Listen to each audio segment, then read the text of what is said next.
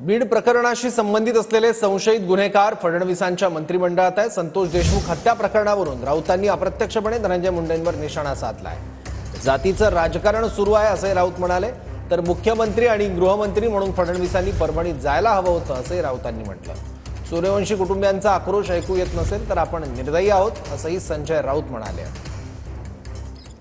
महाराष्ट्राची परिस्थिती बिहारपेक्षा गंभीर आहे, फडणवीस साहेबांनी आधी समजून घ्यावं।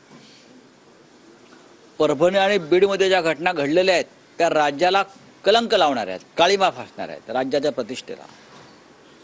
आणि त्या भयंकर अपराधाशी संबंधित असलेले संशयित गुन्हेगार आपल्या मंत्रिमंडळामध्ये आहेत।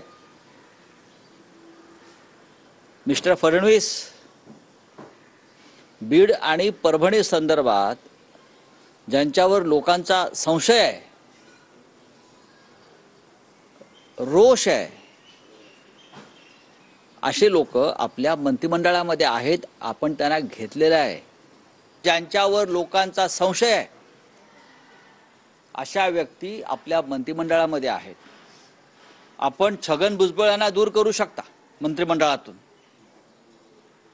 पण एका खुनाचा कटकारस्थानाचा संशय ज्यांच्यावरती आहे अशा व्यक्तीला आपण मंत्रिमंडळापासून दूर ठेवत नाही, कारण तुमचं जातीचं राजकारण आहे। तिथे तुम्ही एक समाज वापरून घेताय।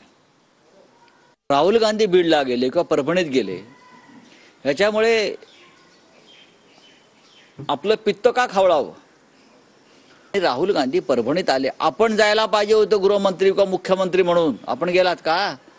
आपल्याला भीती वाटते, जाण्याची भीती वाटते। गेलात तरी बहुतेक सैन्य घेऊन जाल आपण। राहुल गांधीवर टीका करता, द्वेष पसरवताय। त्या कुटुंबाचा, त्या माऊलीचा, त्यांच्या मुलांचा आक्रोश आपल्या कानाचा पडदा फाडत नसेल तर आपण निर्दय आहात या राज्याचे मुख्यमंत्री म्हणून। राहुल गांधी आले, त्यांचे मी आभार मानतो।